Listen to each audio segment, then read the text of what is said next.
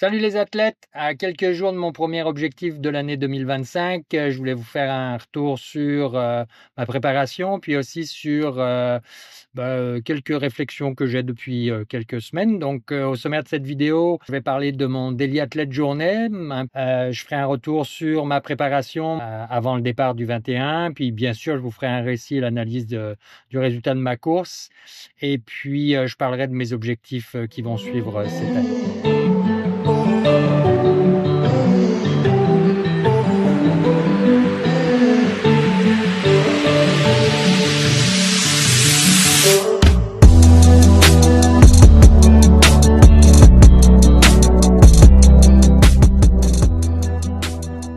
Le Daily Athlète Journée, en fait, c'est né il y a 2-3 ans. En fait, je stagnais, j'avançais pas. Et j'ai trouvé comme un symbole dans transformer mes entraînements et ma façon de m'entraîner, et en tout cas tout l'investissement que je pouvais y mettre. Au début, j'étais parti d'une idée un peu aléatoire comme ça pour me motiver. Et aussi, j'aime aussi faire de la vidéo et faire du montage vidéo. Et que c'était bien d'avoir une autre passion à côté qui me permette de balancer avec la course. Et donc j'ai allié les deux. J'ai commencé à partager, mais de manière totalement amateur. Je me sens pas forcément légitime dans le fait de donner des conseils, ou je suis même plutôt introverti, donc c'est comme ça que ça a grandi. Dernièrement, en réfléchissant, je me suis dit que je pouvais lui donner une autre dimension puis l'amener un petit peu ailleurs. Et donc c'est un peu pour ça que je me suis dit que ça serait cool d'écrire c'est quoi la mission du Daily Athlète Journée et c'est quoi la vision que j'en ai. Donc c'est un peu ce que j'ai verbalisé, qui n'est ni plus ni moins que l'essence même de ce voyage que je fais et que je partage. Donc maintenant je vais passer au débrief de ma préparation pour ce premier objectif 2025 qui a lieu dans quelques jours. Il s'est passé pas mal de choses depuis le début de l'année. Donc dans l'ordre, l'hiver a été plus rude, l'hiver aussi froid là, en tout cas de ma perception. Beaucoup de vent.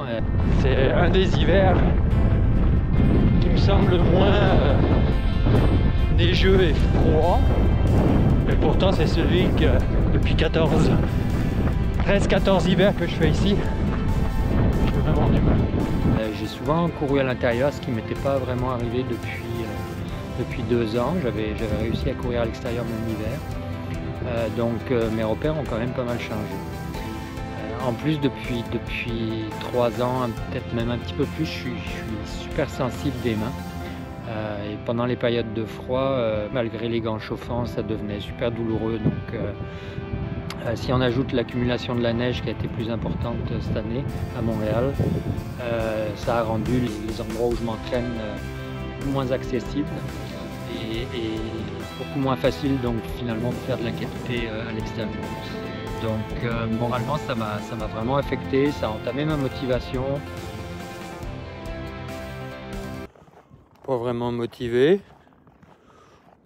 pas vraiment des bonnes sensations, mais ça fait partie du jeu. Un peu fatigué ce soir, je me sens vide,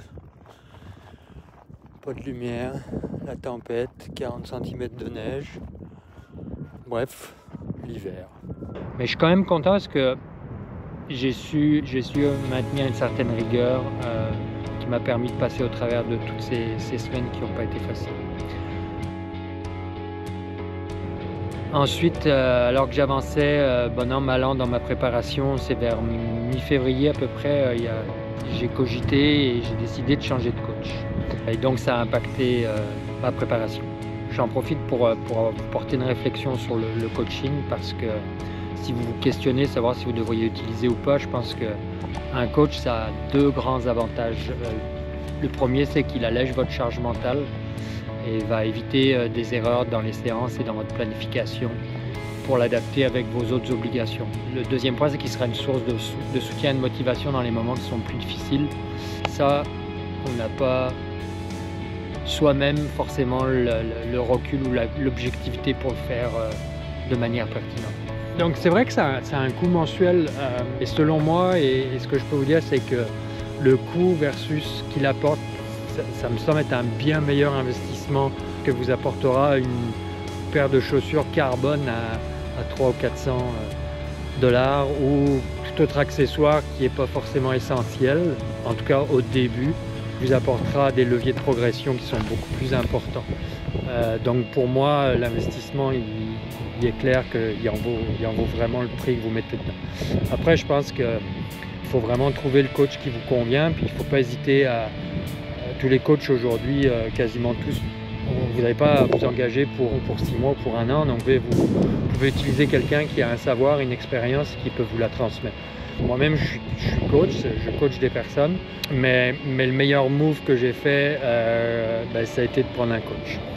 Et je dirais que si vous doutez, faire un test, vous allez vite vous rendre compte que l'investissement, il en vaut la chandelle. Donc moi, de mon côté, ça faisait un peu plus de 2 ans, donc comme je disais, que je collaborais avec mon coach, et grâce à lui, j'ai atteint des objectifs. Donc j'ai battu mon record en 10 km en brisant le 40 minutes, passé de 3h45 à 3h09 sur marathon. J'ai vraiment énormément appris sur moi-même, puis sur les techniques d'entraînement, donc je trouve que c'est une réelle plus-value. Cependant, quand j'ai regardé mes objectifs et l'orientation long terme que je souhaite avoir, je ressentais le besoin de changer, c'est ce que j'ai fait. Donc je suis allé chercher un coach qui avait plus d'expérience du côté du trail, de l'ultra, puis qui avait en plus un bagage en triathlon, donc en Ironman, ce qui va me donner aussi une vision un peu plus élargie de la pratique de l'activité physique. En résumé, ça a clairement vraiment impacté 3, 4, 5 semaines pour m'amener entre, je dirais, mi-février jusqu'à mi-mars, fin mars. Donc ça a quand même eu son lot de bousculage. Et comme ça ne suffisait pas vers mi-mars, en fait, dans ma vie professionnelle, dans mes obligations professionnelles, il y a eu quelques remous, ce qui a entraîné pas mal plus de stress de ce côté-là, du sens où j'ai dû m'organiser différemment, ça m'a pris plus de temps, donc il a fallu mieux concilier, redonner certaines priorités. Ça a eu pour conséquence que j'ai eu des semaines en dents de scie. Et parfois, j'avais vraiment une vraie dynamique, ça passait bien, puis le lendemain, j'avais une grosse fatigue. Bref, tout ça, ça m'a déstabilisé pendant quelques semaines. En plus, ajouter les voyages en avion, en voiture, puis en bonus, j'ai trouvé le moyen en déplacement, en allant faire un petit jog de tomber, donc oh putain, que même s'il n'y a pas eu de blessure, ça m'a un peu perturbé, des petites douleurs, des choses qui sont pas super agréables. C'est aussi ça le quotidien d'un amathélite, c'est de concilier ces imprévus de la vie avec la préparation des objectifs. Alors des jours sans, puis il y a des jours avec. C'est avec un peu moins de kilomètres hebdomadaires que ce que je pensais, et un travail plus basé sur des zones de fréquence cardiaque, plus de récupération, des choses qui ont été redéfinies. Donc c'est avec ce bagage-là que je vais me présenter sur la ligne de départ. Au vu des dernières séances, et bien que j'ai longtemps douté, honnêtement, j'ai la conviction que physiquement, j'ai clairement le potentiel d'aller chercher mon chrono. La vraie question, c'est est-ce que mon mental va me laisser aller pousser la limite puis me faire mal. En tout cas, je m'y prépare. En plus, c'est ça, 2-3 jours de l'épreuve, la météo s'oriente vers une pluie assez forte, et puis qu'ils annoncent pas mal de vent. Comme c'est sur le parc Jean Drapeau, avec le fleuve à côté, ça risque de compliquer un peu les choses. Et puis aller me faire mal au moment décisif, puis repousser cette limite pour battre ce 1h27 qui date de 2018. Je vais revenir dans quelques jours, mais pour vous, c'est quasiment tout de suite. Je passe sur mon récit et l'analyse de la course. Oh, c'est parti, direction métro. Comme ils annoncent de la pluie, je savais pas trop comment m'habiller, donc j'ai plusieurs options. Ce qui m'a obligé à prendre plus d'affaires, mais je devrais y aller vite.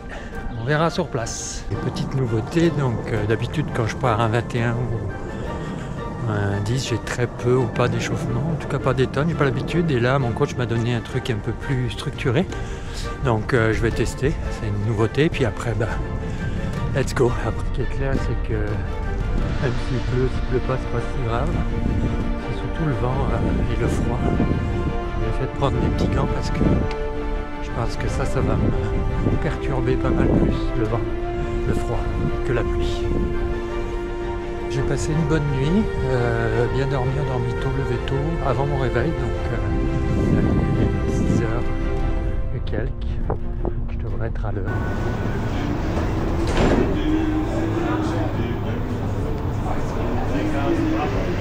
Ah, démarrer l'échauffement. J'ai le feeling que mon cardio sera élevé aujourd'hui. Peut-être parce que je cours le matin et d'habitude je cours le soir. Donc on verra. Pour l'instant on va juste faire l'échauffement une quarantaine de minutes. Il y a du vent, pas de pluie encore mais ça va pas tarder. C'est parti. Ah, la pluie est là. Donc je reste dans mon petit coin. Je continue mon échauffement pour mettre la machine en route. Pour l'instant pas trop de vent mais je suis dans un endroit protégé. Ce qui est le début et la fin du parcours. 8 minutes avant le départ, 8 minutes avant le départ, on va faire avec il faut des sacs, il faut que j'y arriverai pas. Il pleut. C'est à peu près ça qu'on fait. Ah putain, ça va être épique. Ça va être épique. Là, ça fait 1 heure à peu près que j'ai passé la ligne d'arrivée. Je suis gelé en fait là, je me suis changé, mais je suis gelé complet. Ça ressemblait vraiment plus à un cross qu'à une course sur route à des moments donnés, mais c'est ça. Donc on va faire un petit bilan à chaud. Donc d'abord résultat, une 28-15 officielle, 3e de ma catégorie d'âge. Je suis un peu déçu. Je voulais vraiment faire mieux. Donc kilomètre 1 à 5, globalement le départ il y avait beaucoup de monde. J'étais un petit peu gêné mais ça m'a évité de partir trop vite donc c'était une bonne chose. Après j'ai commencé à trouver mon rythme assez rapidement. Pas trop de vent, c'était une petite pluie fine encore, c'était pas vraiment une grosse pluie. Donc ça allait bien. Le cardio, je surveillais surtout le cardio. Donc le cardio, je le laissais autour de 170, 169, 170 pour pas trop m'enflammer dès le début. Donc j'ai géré vraiment comme ça les 5 premiers kilomètres et ça a été, je me sentais vraiment fort, j'étais bien. Même si les paces n'étaient pas forcément là où je voulais, j'étais confortable. Kilomètre 5 à 10 à peu près. Dans la continuité de ce qui s'était passé avant, donc avec un bon rythme, un cardio qui était assez stable. Si ça montait un peu, je ralentissais. Donc j'irai jusqu'au 10 où je dois passer en 41 minutes.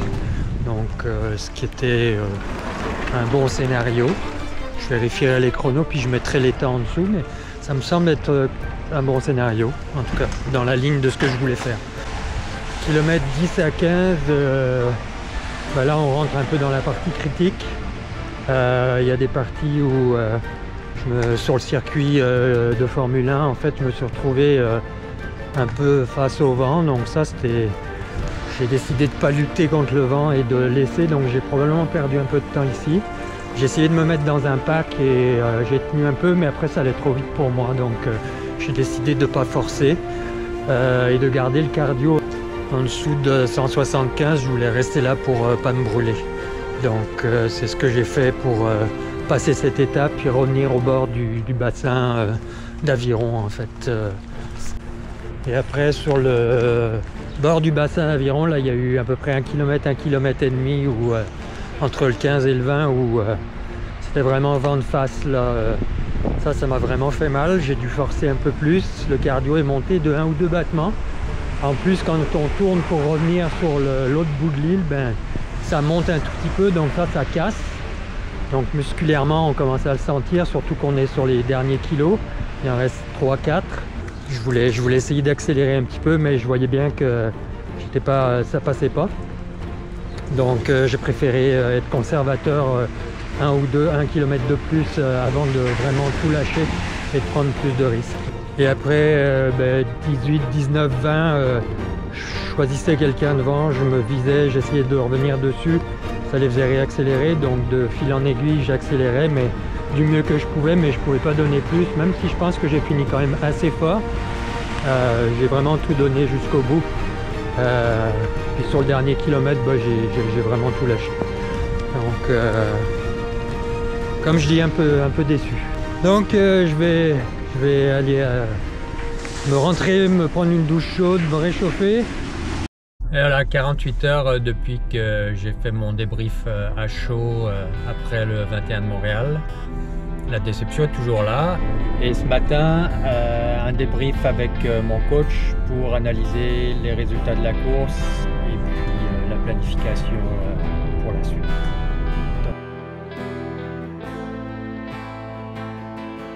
Voilà, de neuro, parce que peut-être que c'est des bosses de 40-50 où il faut les passer en coup de cul et en coup de boost, et après voilà, et après prendre une petite minute que le cardio redescende. Mais là, tu as cette qualité que le cardio il répond à monter, à descendre. Donc voilà, je pense que moi j'aimerais petite force vitesse 19-20, reprendre la fréquence d'entraînement. Voilà, cette vidéo est maintenant terminée. Elle a été plus longue que d'habitude. J'ai mis plus de choses, bien que j'en ai éliminé. Je parle beaucoup en fait, ça doit être ça. Donc j'espère que vous êtes arrivé jusqu'au bout sans que vous ayez zappé sur autre chose. Moi, ce qui me concerne, je travaille déjà sur la suite, comme je l'ai dit, et je vous donne rendez-vous dans la prochaine vidéo. Ciao!